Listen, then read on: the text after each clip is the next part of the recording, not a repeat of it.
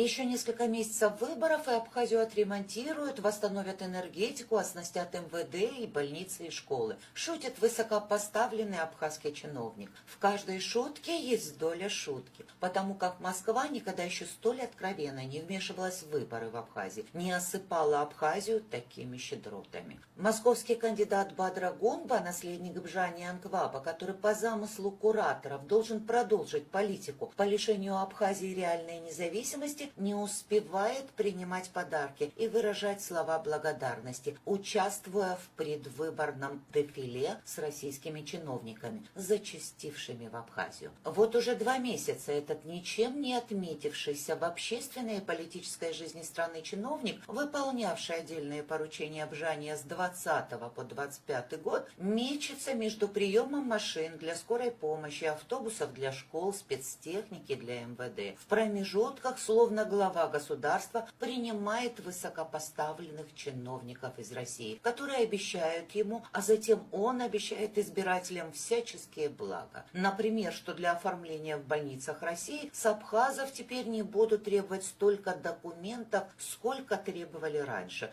На полном серьезе заявляет московский ставленник. Ленточки, ножнички, улыбочки и одобрительные поклончики. Это и есть предвыборная кампания наследника Анкваба и Бжания, которую за него проводит Россия. Программы у кандидата нет, и нам всем навязана чуждая абхазскому обществу повестка. Российские чиновники согласовывают свои визиты и проведение различных мероприятий со штабом кандидата, на которого сделали ставку. Бадра Гунба так разомлел от высочайшего внимания, что забыл даже об обыкновенной вежливости и хваленой абхазской гордости. Его передвигают как пешку на шахматной доске. Камеры выхватили момент, когда помощник российского министра отодвигает абхазского коллегу к журналистам, чтобы поставить на его место кандидата в президенты, ради которого министр прервал отпуск и приехал в Абхазию. Действия Москвы,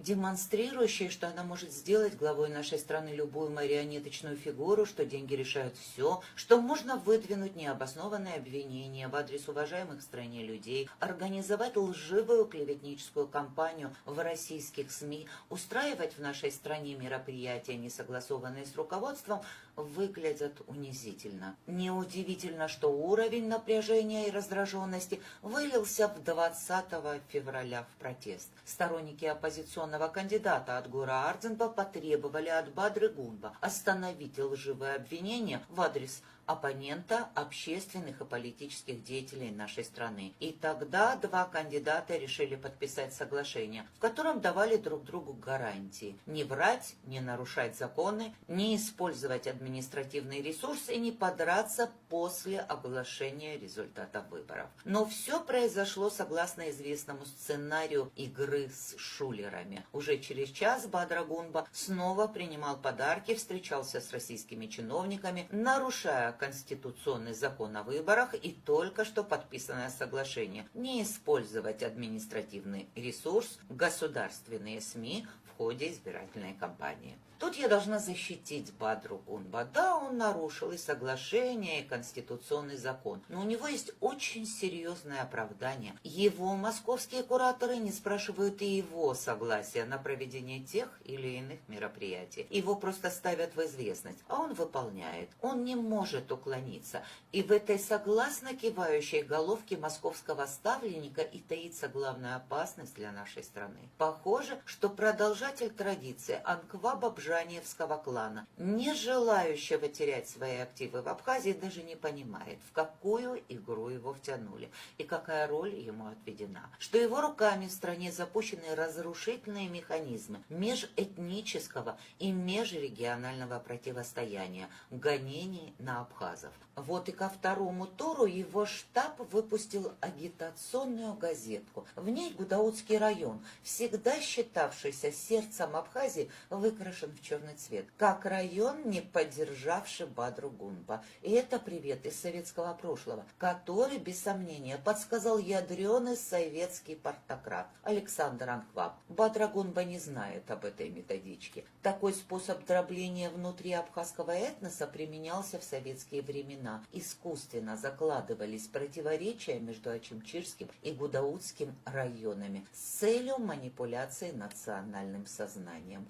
Разделяй и властвуй. Итоги первого тура говорят о том, почему Адгур Арцинба на 9% отстает от Бадры Гунба. Московский ставленник Гунба одержал победу только в местах компактного проживания армян и мигрелов. В селах и районах компактного проживания абхазов, в городах Ткварчал, Новый Афон, Гудаута и Пицунда лидер оппозиции выиграл со значительным перевесом. Приведу некоторые цифры для того, чтобы было понимание происходящего.